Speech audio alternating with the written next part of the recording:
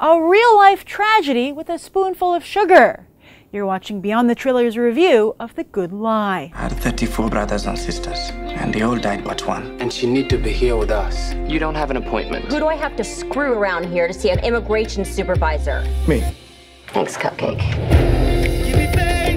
That's going to be a problem. All flights from the Kakuma refugee camp have been stopped. Since 9/11, the program here is stopped indefinitely. She's a child refugee of war.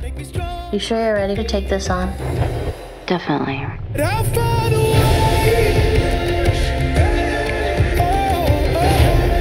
You're being asked to make choices no one should have to make. I don't think they're gonna make it if they're not together. As Mary Poppins says, a spoonful of sugar helps the medicine go down. And indeed, the real story of the Lost Boys of Sudan is a bitter pill to swallow. During the Second Sudanese War, over 2.5 million children, mostly boys, found themselves orphaned and displaced due to ethnic fighting. And you've probably heard the term Lost Boys of Sudan before, as it's gotten a fair amount of coverage in the media and in documentaries, which in turn trickled into coverage on television shows that specialize in ripped-from-the-headline stories, without a trace in NCIS Los Angeles. But despite the atrocities that were committed, the story never really fully took hold in the general consciousness. However, now The Good Lie hopes to shine a bigger spotlight on what happened in the Sudan and the aftermath, with this fictional film that follows in the footsteps of a film which got plenty of attention, The Blind Side. Reese Witherspoon steps into the Sandra Bullock role, and UK actor Arnold Oseng plays the leader of the three young Sudanese men, lost boys all grown up, who she tries to help settle in America. The other two young men, though, are played by real-life Lost Boys of the Sudan. Yes, interestingly, as Hollywood sought to depict the Lost Boys of the Sudan, they enlisted actual ones to bring authenticity to those depictions. As a result, Emmanuel J. and even more so Gare Duaney have Hollywood resumes. This echoes Barkat Abdi's sudden rise to stardom in Captain Phillips, as the Paul Greengrass flick was looking for someone to authentically play a Somali pirate, only for this Somali immigrant to end up with a Best Supporting Actor Oscar nomination and several upcoming high-profile films. And Jay and Duaney are in good hands here with French-Canadian director Philippe Fillardeau, who did a memorable job showcasing another type of immigrant in Monsieur Lazare, about an Algerian who gets a teaching job in Montreal. That film ended up being nominated for an Oscar too, Best Foreign Language Film.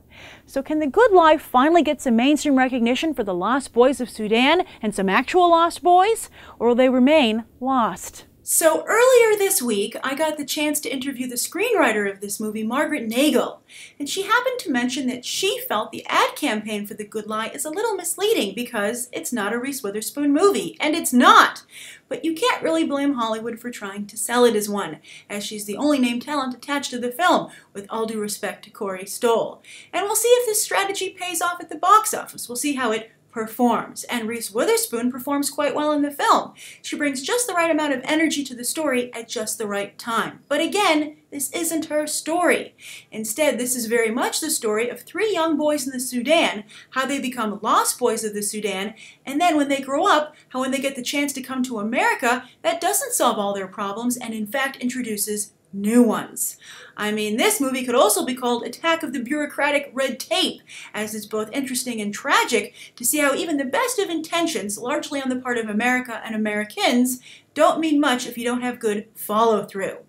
Now, I don't want to give away any spoilers because I think the movie does a great job of having you experience things as these characters do, to really walk in their footsteps. And so I think it's important to discover those things as the characters do. But I will say that it's a welcome and important change to see Hollywood finally making movies about foreigners from the foreigner's perspective.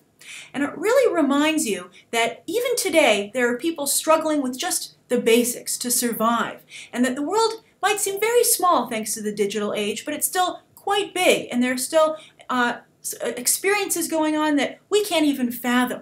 Like, for instance, not only in the Sudan, but this story reminds me of a lot of the headlines and atrocities we hear coming out of Syria right now with ISIS. It's just shocking to consider what people on the very same earth as you are going through at the very same time. And it really makes you also think about how it's just a matter of luck as to where you're born. If you're born in a more civilized society, more advanced society, or if you end up in one of these situations. And it's really scary and sad, and I think it highlights how we should be more sympathetic to the plight of really our fellow man. So I recommend seeing this film. I think it's important to highlight that, and also to highlight the importance of just the simple things. I think it's so easy to be upset that you don't have some of the, what you might say, higher level up achievements in life. But I think it's important to remember that the basics are so important, not to forget that they are the basics for a reason, and that just to experience a beautiful day or to be with your friends and family is just such a wonderful gift, and I think often the only gift we really truly need.